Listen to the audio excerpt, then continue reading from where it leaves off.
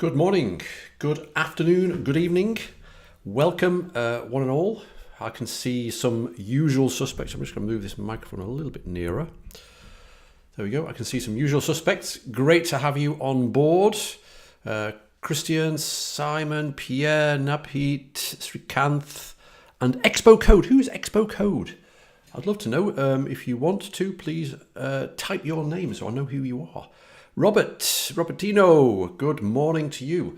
Fantastic to have you all here. I was going to say it's a lovely Friday morning here in Manchester, but actually, see if I can, it's gone really grey outside, so I'm not quite sure that it's going to be a nice day today. The run this morning was really good.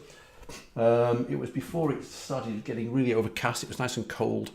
But anyway, we're all set. And Kit, good morning and welcome. And, good afternoon. Yes, good afternoon to Bangalore. By the way, let me know, am I correct in using the word Bengaluru in my time zones? Should I be using Bangalore? Should I use the word Bengaluru? Maybe it's just the same thing as Madrid, Milan and Milano, I don't know. It's just maybe a different word for the same town. But let me know if I should be using Bengaluru or not. Okay, your real name is Javier. Good morning. Full stack developer. Luru is a new name. See, I'm a new person. I'm quite modern. Thanks, Napheet. Old name Bangalore, new name Bengaluru. So there we go. We're all modern on this live stream. Okay, so today, regular Friday slot, which is great. It's great to see you all. We're going to spend an hour looking at or continuing where we left off last Friday. We had an interstitial midweek stream. We looked into the language server protocol and all sorts of nerdy stuff. We're going to leave that again and we go back to where we were last Friday, which was very slowly and carefully and surely building out a sort of a mini Northwind, Northbreeze or Zephyr. Somebody suggested Zephyr, which is a really good name as well. Good morning, Ronnie. Good morning, Mr. Jadhav, Lokesh. How are you doing? Is it me or is this camera sort of making my head look smaller today? I don't know. I feel as though I've gone really small. Anyway, and I've also reset on Wednesday. I changed the chat CSS. I thought it was going to be better, but it was actually worse. So I've changed it back again. So there we go. Simon, as you're here, I'm going to point that there. If you've not subscribed already, subscribe to the Coffee Corner Radio podcast. New episodes coming your way always. So, where did we leave off? Let's go to the main screen and remind ourselves of what we were doing. So basically, we want to build this Northwind equivalent in CAP, just to go through some exercises and just to sort of cause us to have to do things and learn things together. And it's a bit of fun. And where we got last time, we were in, we'd got a directory called grab, and we were in the process of writing a little bit of code to go and grab the data from Northwind so that we can assemble it into CSV and then use the CDS deploy mechanism with the CSV data files in the right place, convention-wise, so that they will be loaded into our persistence layer.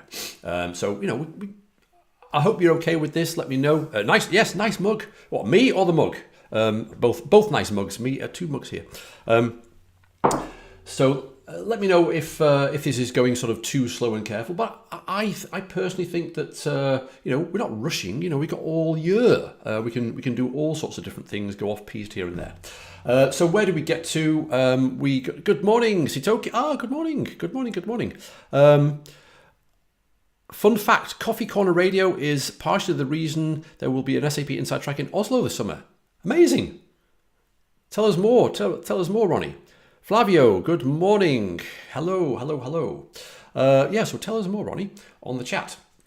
So we'd installed in our little grab project the Axios dependency here as a dependency. Axios was one of the ways it's an HTTP client library, one of many in Node.js. but particularly it's one that supports promises. And we saw that a little bit when we started building out, our little grab program. So let's have a quick look at that to see why we didn't get very far deliberately. What we're doing is we're going to grab the JSON OData for products, suppliers, and categories. So this is what the JSON looks like for products, for example. We'll go back to that in a second. I'm glad you made it for one of my live shows, one of our live shows. This is all about all of us rather than just me. You folks are just as, if not more important than me. Morning, John. So yeah, this is your show. This is our show. But thank you very much indeed for joining. So as you can see on my screen here, we've got Axios defined as a constant here. We're sort of loading that package in, and we've got this base URL, which we were doing manually. We're doing everything manually right now. And then we saw that Axios gives us the possibility to make multiple HTTP requests. As you can see in here in these lines here, Axios.all allows us to supply an array of requests, of Axios.get requests. And that's like a bit of a promise.all, okay? What that returns is a promise. And of course, what that returns is, as we saw, I think we did some debugging using code. What we saw was that it returned an array of results where each element in that array was an HTTP response with the response status code, 200 for example, various other bits and pieces, and also the data, because one of the other things that Axios does is sort of parse the payload in the response. So actually, why don't we just remind ourselves of what that is doing? I'm going to use, we did this on Friday. I'm going to just jump to VS Code for a second, then we'll sort of not use that anymore, but I'll just show you what we did last Friday, just to remind ourselves. Let's just have just so we can actually see what we're doing here. Just so we got a line, so we can put a breakpoint on. Return XS. This is a completely useless function, but there we go. But it gives us a chance to put a breakpoint on this line here. So let's just quit out of that for a second. Code, open up code, and we'll run that. There we go. So where is our grab? There it is. And we can go down to line 12. Line 12 here.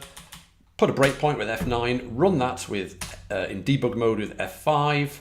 And we've already got to that place now, so we can see that's the reason we can put a breakpoint here and look at XS. If we have a look at XS, notice in lines 8 and 9 we've made two calls, one where the skip token is 0 and one where the skip token is 20. So we now have an array of two objects, and we can see that those two objects are exactly the two HTTP responses. Let me catch up with the chat. Here we go. What's this exciting thing? Episode 3 with Craig Schmayhill got me thinking about the fact that my search for computer... Awesome! This is great. This is the SAP Coffee Corner Radio powering the community. So that's brilliant. And this is also Coffee Corner Radio with the coffee in it powering me. It's my second coffee. I was up even earlier than usual this morning. I was up at 3:30. Couldn't sleep. So I did a bit of work, then went for a run. Pick the car up, and I'm feeling good, but I think I'll probably be tired later. Anyway, so there we go. We have this, and if we have a look actually at let's say XS, the first item, Axios gives us this sort of .data, which is the parsed payload. So we can see the odata.metadata, we can see the value, and odata.nextlink. Let's have a quick look at that, what that looks like here. There's the odata.metadata. There's the .value, which is this array of actual OData product items. And there's the odata.nextlink. And this nextlink is something we looked at last Friday. It's basically a paging mechanism, which is sort of quite common, not just in OData, but in other sort of well, I was going to say Java, JSON RESTful APIs, but it's not just JSON. I mean, you can have these sort of next tokens in all sorts of things, in XML formats as well. Anyway, so what we decided to do was to grab the product data, grab the categories data, and grab the suppliers data. Yes, you better get some more mugs printed up and send them out, yes. By the way, I've got a ton of developers.sap.com stickers, so if anybody wants one, shout here on the channel and maybe email me your address and I'll send some out. Yeah, why not? I've not been to the post office for a long time, and so yeah, send me your addresses. I'm just wondering, does this chat disappear? No, it doesn't. It'll be recorded. So I'll bring some to Ronnie. I'll bring some to Oslo when I come in August. So I'll save some for that. But yeah, if you want a couple, send me the address on here because it'll be recorded on the stream, of course, and I'll send you some. Right. Okay, so where was I? Yes, so we've got this this idea that we've got the products to get and the categories to get and the suppliers to get. And we noticed that because there are many products, I think there are 77 products, right? Let's remind ourselves. Here we go. Products count. There we go, 77. But if we look at the categories, for example, there's only actually, there's only actually 8 categories and there's only suppliers, 29 suppliers, okay? And in fact, if we do a 29 suppliers, we don't get where is it? We don't get the skip token. So really, we've only got a skip token to deal with for the products. But, you know, fine. We'll deal with that edge case, okay? Yeah, so if you don't want to put the address on the chat, that's a really good idea. Robertino, just DM me your address. There we go. Yeah, cool. And Simon, yeah, if I can send a bulk load to you, that'll be good as well. Cool. Okay. So what we'll do now is we'll switch back. And also, because we're going to be doing this, a number of times, a number of calls, I love the way that in France they write their phone numbers. It's fantastic. 2.2.2.2. Anyway, because we're going to be doing a number of calls, what I've done is, let me just go kill this code here, is download those JSON resources. So if we look at categories here, we can see that that's sort of the entire JSON that was that resource. So rather than hammer the actual services.odata.org, we can start up a local web server here and serve it to ourselves so that we don't get sort of rate limited or banned or something when we're making too many calls, or if something goes haywire and we make 1 million calls by mistake. So that's that. So I've got categories -0, so that's skip token 0. I've got suppliers -0, that's also skip token 0. And then I've got products -0, products 20, products 40. These are all skip tokens. Remember, skip token equals 0, skip token equals 20. Well, there isn't a skip token equals 0, that's sort of implied, but anyway. Skip token equals 20, skip token equals 40, and so on. So these are all the sort of the payload results of making these calls. So what we'll do, Christian, that's a good question. So what is this tool you are running in the terminal when you type R? It's a tool that I learnt about from Luke Smith. Look up Luke Smith on YouTube, lukesmith.xyz. It's called Ranger. Let's open a terminal session here. And Ranger, here we go. Oh, no, that's not, not that sort of Ranger. Wait a minute. Ranger Linux. I mean, Linux, fine. But it also works on macOS, of course. It's a Vim-inspired file manager for the console. It's really fast. I'm still trying to learn about it. It's a terminal file manager, yeah. But it is fantastic, and it's got all sorts of different plugins, and you can extend it and customize it to your heart's content. Like I say, I'm still a beginner at Ranger, but it's a really nice way of sort of navigating stuff and seeing your code base at a glance. And then you can, of course, it uses HJKNL for navigation, so I can go right in to have a look at that straight in, and the default sort of viewer for a .js file is Vim, for example. Yeah, it's really good, really good. Also, if you're interested, Christian, if you look at my scripts repo, you'll find a number of things here relating to Ranger. So I've got also these shortcuts. This is also something I learned from Luke Smith. I've got a file with directory shortcuts and a file with file shortcuts. And that's a bit small, isn't it? Let's make that a bit bigger. There we go. And then I've got this little script called shortcuts, which again I sort of nicked from Luke and modified a little bit. And it builds the shortcuts into my alias for my bash RC, for alias shortcuts, and also into Ranger. It's really, really nice. Yeah, exactly. Yeah, definitely check out Luke Smith on YouTube. Thanks, Ronnie. Superb. Okay, so this is where we are, and it was a very, very basic thing. But one of the things that is really interesting in this code is that it shows that promises aren't that sort of scary. You know, it's a really nice way of thinking about, well, do this, then this, and this. And we saw that in action.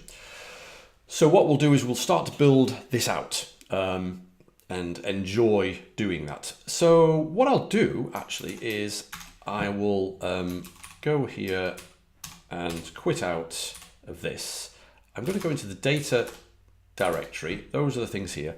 And one of the nice things that Python has, for example, it's got a little module called, well, it used to be called Simple HTTP Server with Python 2 asterisk.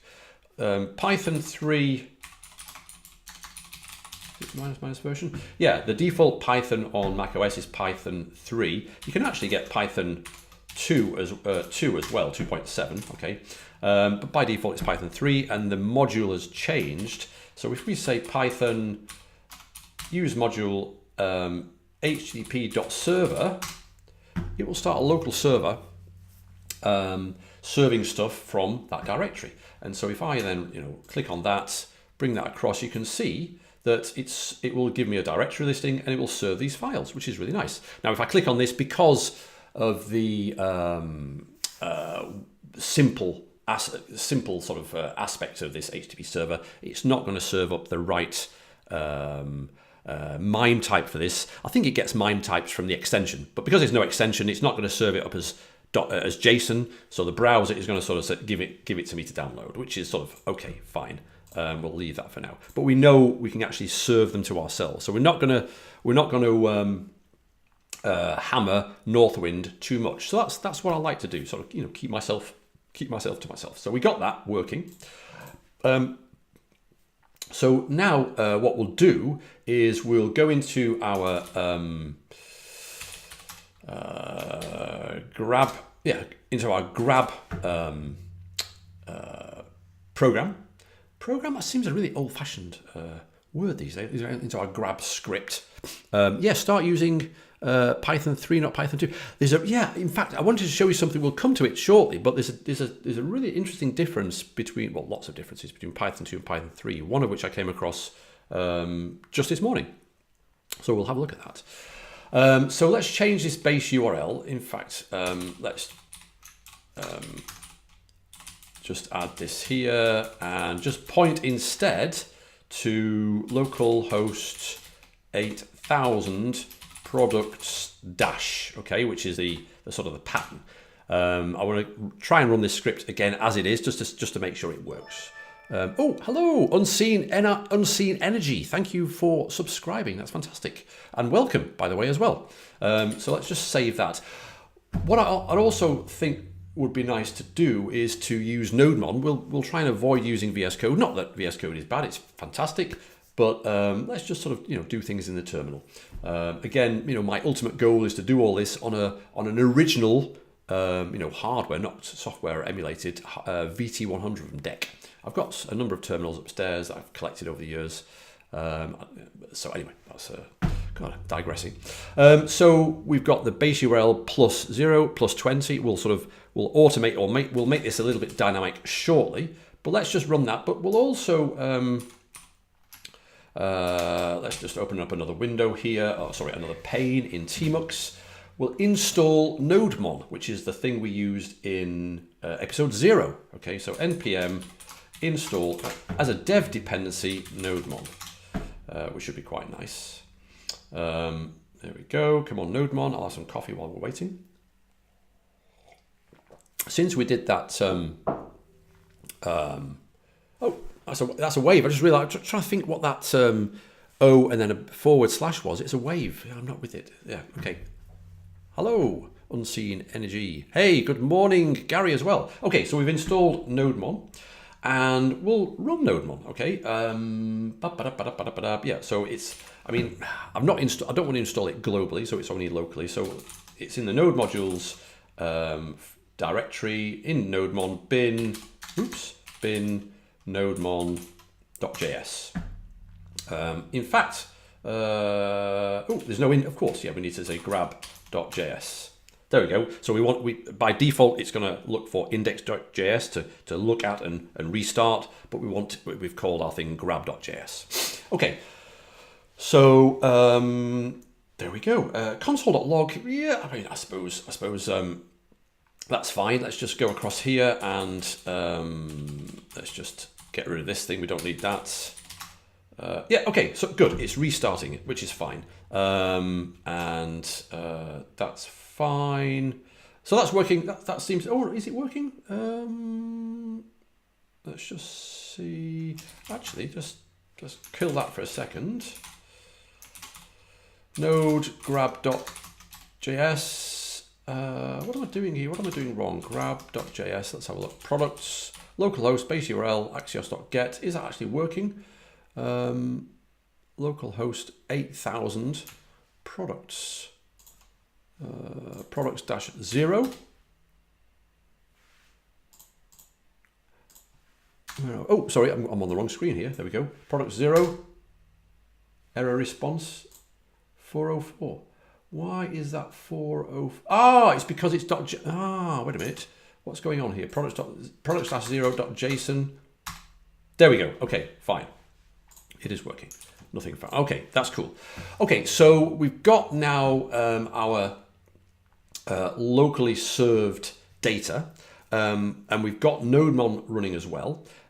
So why don't we start to sort of build out this script?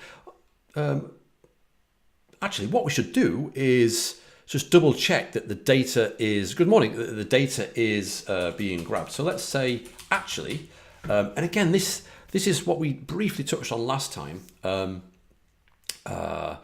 We can just see this as a series of, well, I think this is called dot chaining, isn't it? A series of steps that is processed one by one. So the output of one promise becomes the input of the next promise.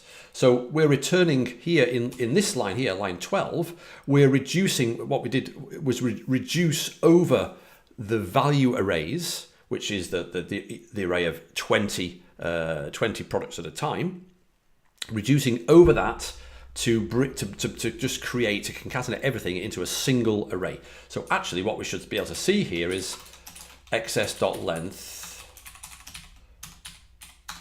then console.log. Let's just start that again. What's going on here? Why is that not, is that serving okay? Oh, it did work. It did work. Oh, there we go. Fine. Okay, fine. No idea what was going on there. So as we can see here, if in fact, why don't we go and grab the next chunk just to make sure everything's working fine. So we should expect 60, shouldn't we? Because we're going to get the first 20, then the next 20, then the next 20. Let's write that. Yeah, we get 60 down there in the bottom left-hand corner. So we know everything's working, and we can sort of see the output here. We can also even see the requests being made on the web server. So why don't we start building this out with something a little bit more dynamic. So first of all, why don't we try and solve this Axios.get stack of things here? That's a bit rubbish, isn't it? But it was deliberately rubbish, so we can see what's going on. Are we all clear as to what this particular line here is doing? Let's just actually bring across. Let's just open up another window here and go into Node and just remind ourselves of what this does. Let's say we got A equals 1, 2, 3 and B equals 4, 5, 6.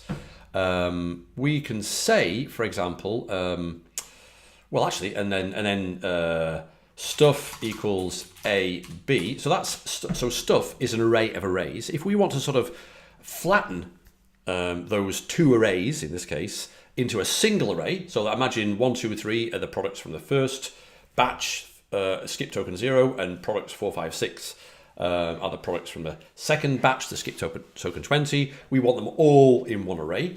So if we say, for example, A dot concat B, that will give us what we want. But of course, we want to do that sort of programmatically, because we might have A, B, and we might have 7, 8, 9, for example, like that.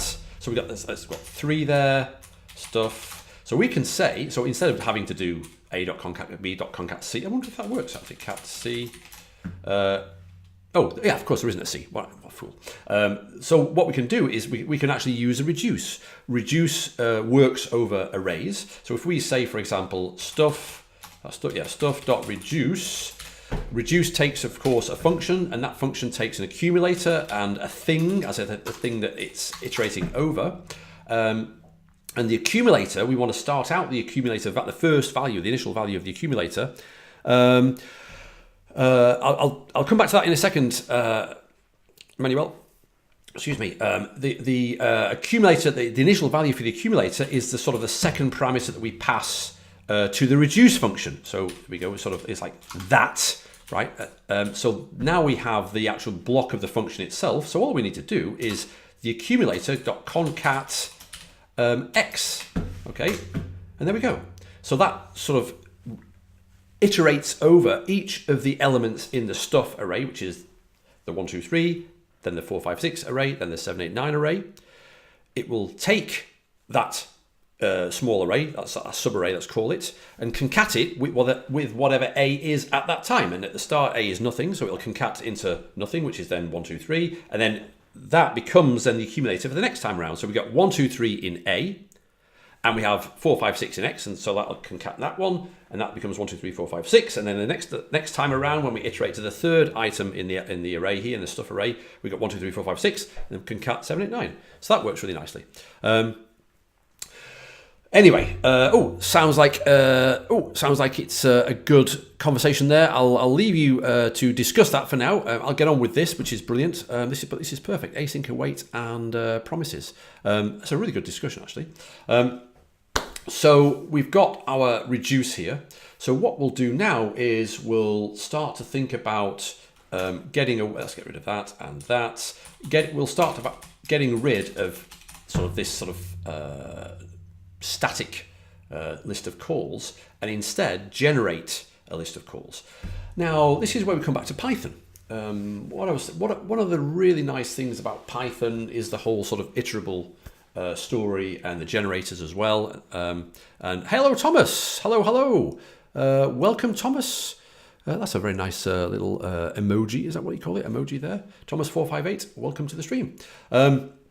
So one of the really nice things about Python is the whole sort of iterator, generator concepts. And in Python, in fact, why don't we have a little go with Python? Python, we'll default to Python 3, especially because Christian CD is watching. There's a really nice function. In fact, let's go to Python 2 first. Let's build up Python. Let's build up the suspense. If we go to Python 2, there's a really nice function called range. Range will basically give you a list of numbers. From 0, if you don't specify anything, up until the number before what you specify. So range of 10 gives you 0, 1, 2, 3, 4, 5, 6, 7, 8, 9, which is beautiful. But this range function in Python 2 is not lazy, in that if you say range 50,000 million, it will take a long time and and use a whole lot of memory to create literally an array of 50,000 million items, which is sometimes, or probably not what you want. What you want, especially when we're thinking in terms of functional programming, and this is a concept from many languages, including Haskell, you want something that is lazy and that only actually produces values, only yields values. Yield is a keyword here. It's a red panda. Ah, awesome. We want something to sort of only yield the next value in the sequence in the iterable object when it's required. It's a beautiful concept, quite weird to get your head around first of all, but the range function in Python 2 is not lazy. However, there is an xrange in Python 2 which is lazy. So it's not going to give us the items unless we sort of force it or cause it to evaluate and sort of yield all the values, or yield, so we can say, give me all the values. There we go. Let's move that up a bit. Can you see that now? Yeah. I can't see it because my chat thing is over the top of that. There we go. Yeah, give us all the values by sort of saying, right, yeah, evaluate that, please, and give me the stuff. So if we go to Python 3, oops, the standard range function is now lazy, which is quite interesting. That's a really interesting move on Python's part. So if we do that again and we say, evaluate that, that's the same sort of thing, okay? Anyway, slight digression, but the upshot is that range is a beautiful function because it allows us to sort of think in terms of functions, and it allows us to think from a functional programming perspective when we want to do things, when we want to iterate over things. So we could say range dot something and then dot map or whatever, but there isn't a range function in JavaScript, and I think it's sadly missing. But it doesn't matter because we can make one ourselves, and we'll make one ourselves because then we'll use that range function to generate a list of numbers from 0, 1, 2, 3, 4, 5 or whatever, and then do something with that to generate these particular Axios.get calls. Why not? So let's do that. Yeah, let's go into JavaScript. That reminds me of that talk by what's his name? Gary Bernhard, Destroy All Software, what? JavaScript. Let's talk about JavaScript. And we'll go into Node, and of course there isn't a range function in Node. But one of the things you can do is you can say array. You can sort of conjure up a new array, let's say 10, and it will give us an array of 10 empty lines, which is sort of interesting. It's very JavaScripty, very weird. But we can sort of do something with that. And one of the things we can do, I keep pressing Escape K because I keep thinking I'm in the sort of VI mode, but there's no VI mode, I don't think, in Node. I wonder if there is. I wonder if you can turn VI mode on somehow in the Node REPL. Anyway, that's a story for another time. You can ask for the keys. Now that doesn't really give us much, but if we say, if we use one of the ES6 features, which is the spread operator, we can do something interesting. If we do that, we get that. Now let's just investigate what the spread operator is in JavaScript for a second. If we say, are we still got A? No, that was in Python, wasn't it? A equals 1, 2, 3, and yeah, actually that'll do. So if we wanted to unpack, explode, or expand the elements of an array, we can use the spread operator. I mean, there's other uses for the spread operator, but this is maybe the best way I can think about explaining this. So let's say we wanted to have an array with A in it, and also maybe 4711. There we go. That's my favorite, SAP's favorite test number, and the word banana, right? So there we go. We want 1, 2, 3, 4711, and banana. But the problem is that A is still an array. So we can actually use the spread operator, ... to say expand that. And we get that, which is really nice. So we're going to use the spread operator here. Let's go back to this thing here. And if we add keys back there, we get the keys of these undefined elements, these 10 undefined elements in this newly minted array. And of course, the keys of an array, if we do nothing, if we don't do anything else, the keys of an array are sort of the indices starting from 0. So this is quite a nice way of sort of generating a range of numbers. I think, anyway. If you've got any other ways, I'd be really interested to see them. But this also, I mean, this whole idea of an array, something being in an array, really fits into my mind in terms of all the different things you can do functional programming wise in JavaScript, because everything is a list. Think about everything as a list. Okay, so why don't we define a function, range equals x array x dot keys. So then we can say range 10, a range in JavaScript. So we'll use that. Okay, so let's come up here and let's define in our constants. The other beautiful thing about thinking functionally is that you want to have as little mutation as possible. So if you sort of default yourself to defining everything as constants, it already puts you in the mindset of in my opinion, good practice. Yeah. I mean, async await with .all. I'd like to find out if there is a way to use that as well. Great conversation, by the way.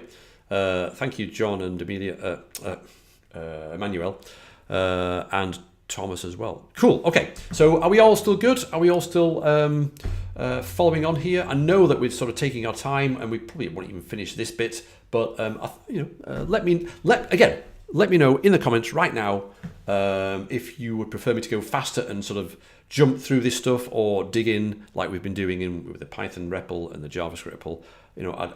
I would love to continue doing that, but if you want to go faster, I would love to do that as well. Okay, thanks now, Pete. Anybody else as well?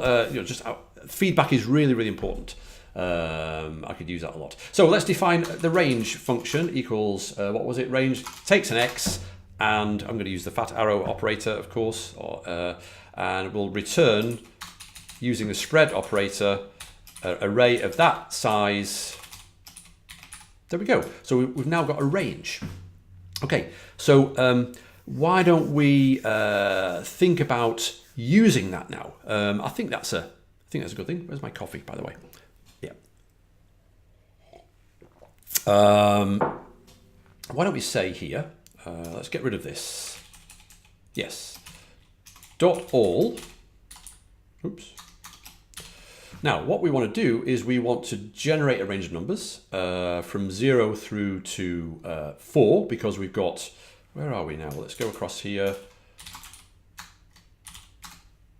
Yeah, products 0, 20, 40, 60, and 80. Yeah, okay. So if we go from 0 to 4 times 20, we can generate all the numbers from 0 through to 80 in steps of 20. Okay, cool. So why don't we do that? Oops. Where are we? Oh, there we go. Right. Okay, fine. I tried to adapt functional programming to C++ on work. It was a nightmare. Well, I think that speaks for itself, doesn't it? Well, DJ says, not having really written any C++, it just seems a little bit too scary to me. Yeah, I get. Maybe it's because, I don't know, maybe it's because I'm a Londoner. I'm not, though. Maybe it's because C++ was built specifically to be OO. It's like the OO version of C, sort of.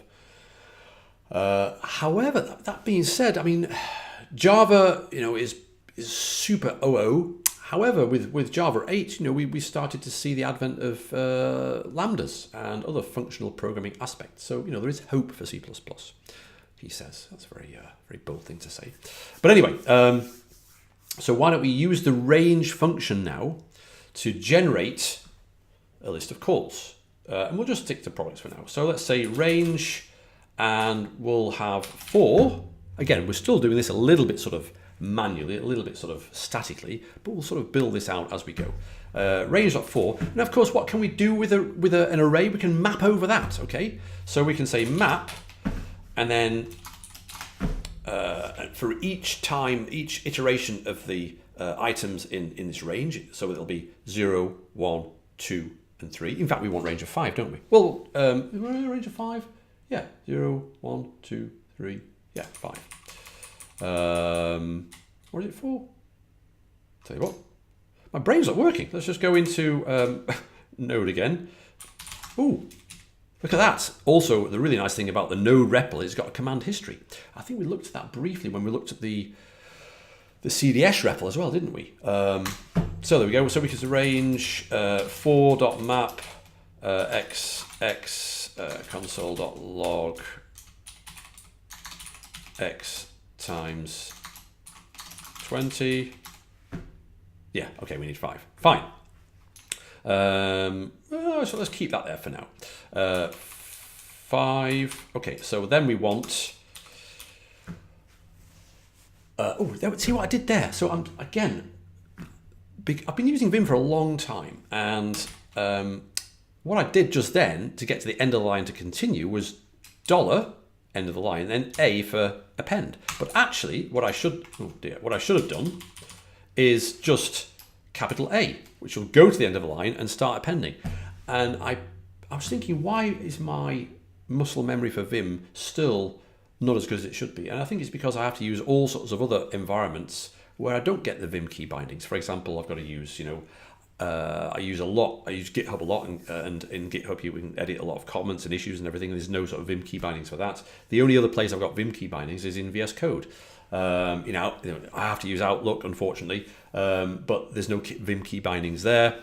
So that's my excuse.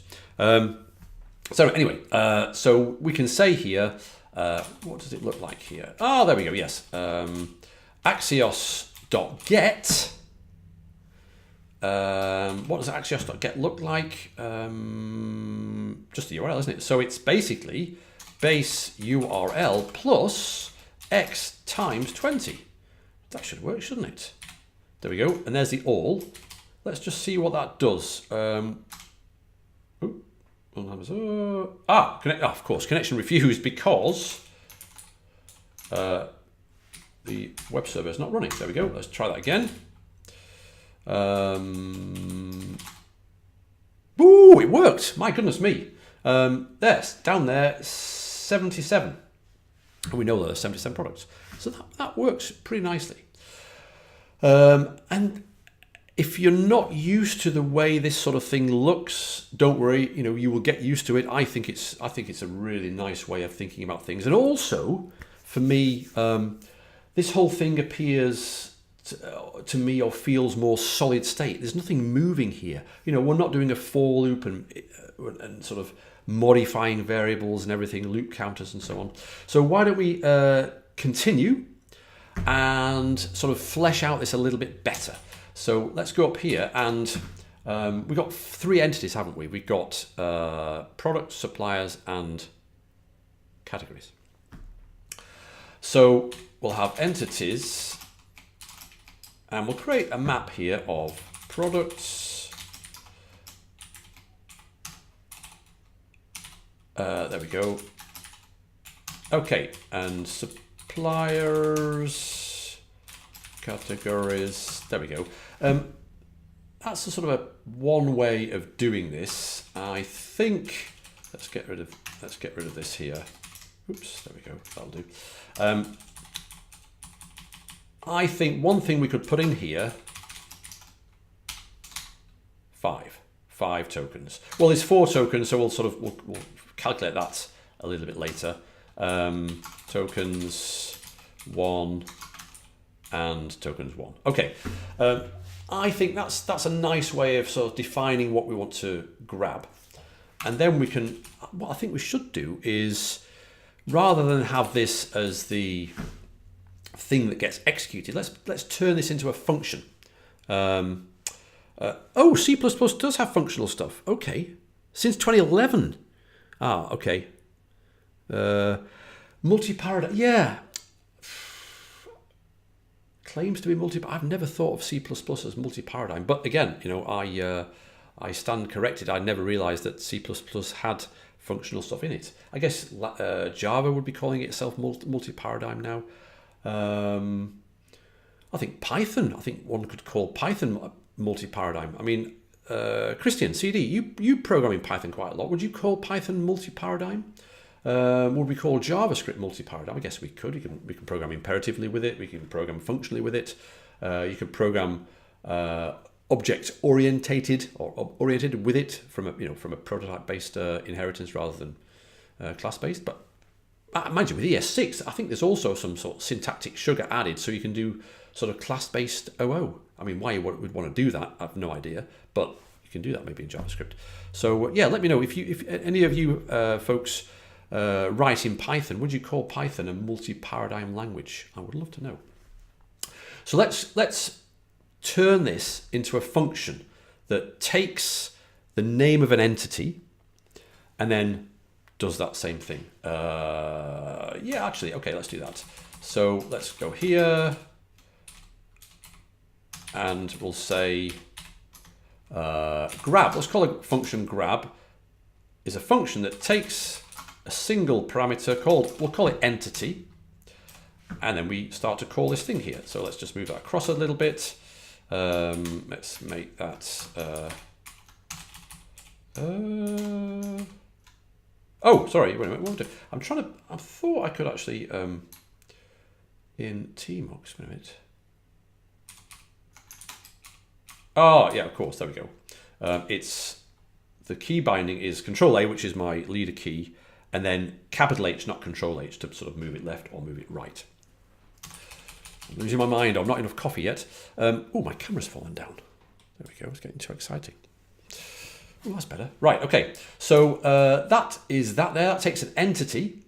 So we can use that. We can reference into that entity's map there to do that. So range entities entity dot tokens plus 1. Okay. That seems all right. Yeah, let's try that. And what that will return then, we went with the console.log, what that will return is a promise with this data, hopefully. So now we can say, well, let's see, grab products, then let's do it on a single line. Again, this whole promise sort of approach allows us to think in terms of this bit, then this bit, then this bit, which is quite nice. Then let's do that what we did before. Just turn the data into the length there, just to see with 77 or whatever it is, and then console.log whatever. So we use the console.log function as the function to be executed on the data in the promise. So let's just try that. And it still works. Amazing. Gosh, this is almost like test-driven development, but not. No, it's not like test-driven development at all. Sorry, it's development with tests. So this is quite nice. Let's make this a little bit bigger. There we go. I don't know about you, but where are we on the? Yeah, 92. Yeah, that's about right. Okay, so what do we want to do now? So we've got the products, but we want to automate that as well, right? So why don't we say here, object.keys entities.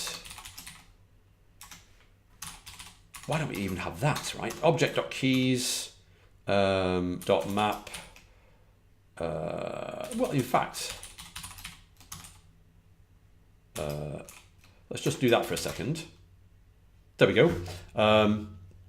So the object.keys of the entities is the products, product 0, suppliers 1, categories 2. Ooh, that's interesting. Yes, I was expecting, this is really cool. I was expecting just to have the words products, suppliers, and categories. In fact, let's let's explore this really subtly. Let's just be explicit here. Now if we save that, we get, can you see that in the bottom right hand corner? Yes, you can see that. Let me just make that, I'll just get my chat window. There we go, yeah, we're back again. In the bottom right hand corner, bottom left hand corner, we can see the list of the entity names, which are the keys here that we've got from the object.keys. But when I remove that again,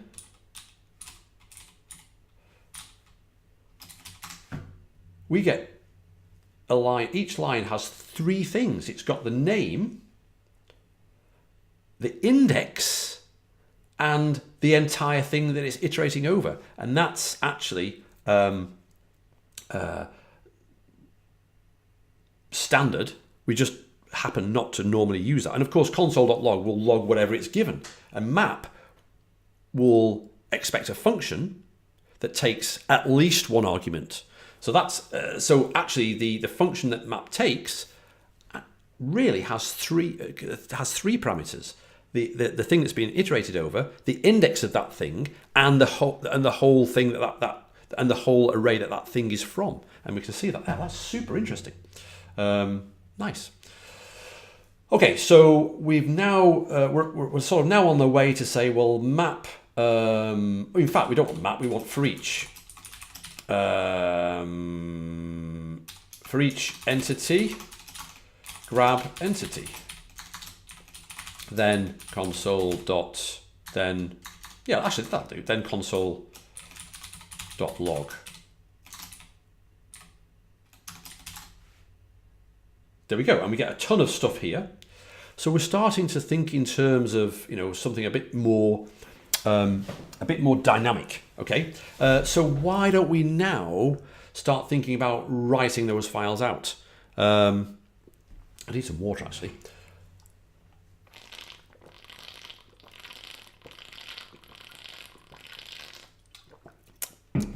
Yeah, so I mean we're there now. We've got these things. So rather than try and scroll up the output to see really whether we've got everything that we need and only what we need, why don't we write them out into files? Because what we're going to do eventually is, what we're trying to do is, of course, grab the JSON from the OData resources, but of course concatenate everything together into one single JSON lump for each entity, and then convert that JSON into CSV. So what's Thomas saying here? The anonymous function drops the additional parameters without errors like in Lua. Oh, actually, I think that's quite a nice idea. Sort of, but I mean, I can see what you're saying. I guess maybe is this like a conversation about strict versus dynamic languages? I'm not sure. One of the first forays into scripting languages and basically the open source world in general for me was learning Perl. Perl was a revelation. I'd been mostly programming in ABAP up until that point from a commercial perspective, from a work perspective. I discovered Perl and it just completely turned my mind inside out. And of course, one of the things that Perl is very dynamic. And one of the tenets is DWIM, do what I mean. And I think that is what is happening here. At least that's my interpretation. Is happening is do what I mean. Oh, hi Chris. Sorry, I didn't see you join there. Very nice to see you. Yes, the additional values are there. If you look for them, you can get them in the arguments special variable. Special something anyway. It's special thing. So you can still get them while you're in the function. Yes. Brilliant. This discussion is fantastic. Thank you very much. Oh, Chris, I didn't even see. You could also curry your grab function into partial that receives first the base URL. Yes. Maybe we can do that next time or the time after. I would love to do some currying. I would love to eat some curry actually as well. Maybe tonight actually. But one thing I want to do is sort of small steps. Small steps loosely joined, sort of. So where was I? Yeah. So we want to condense all the individual product skip token things into a single bit of JSON and then write that to a file, then convert it to CSV. So let's do the writing to the file. And see, I'm using KKK. That's a bad sign. I should be sort of using a better Vim key binding to do that. Anyway, so FS, there's a standard node package called FS, which we'll use. And there's a write file sync, as in synchronous. We don't have to use, maybe we don't have to use synchronous. So let's, you see that there? Not quite. Oh, no, I've seen that one already. Yeah, okay, cool. So what we'll do there, for each entity, we'll grab the entity, then, and we get JSON from that. So why don't we have a function here that will we'll define a function that takes JSON, as in, I mean, we could say X here, right? But let's just sort of, just for the sake of argument, creating a function definition that takes one parameter, which is the JSON, And then we say fs.write file.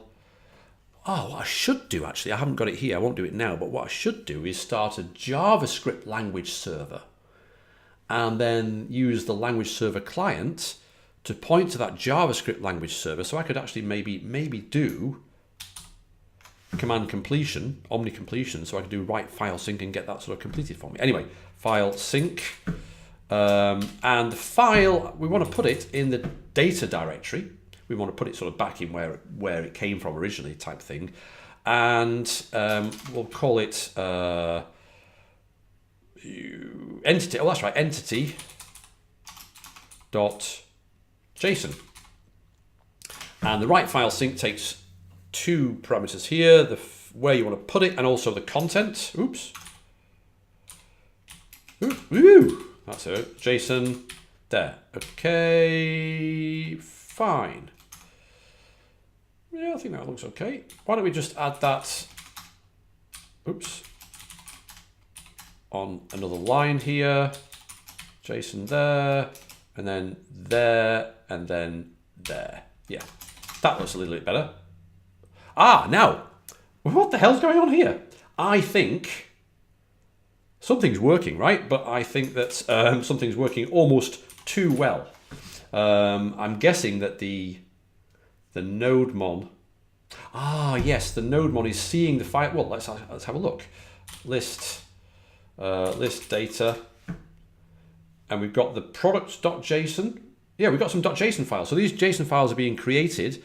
That's causing nodemon to notice that something has changed, so it runs it again. Fantastic, or not. So why don't we say, oh, I know what it is. I know what it is. We can use. Where are we here?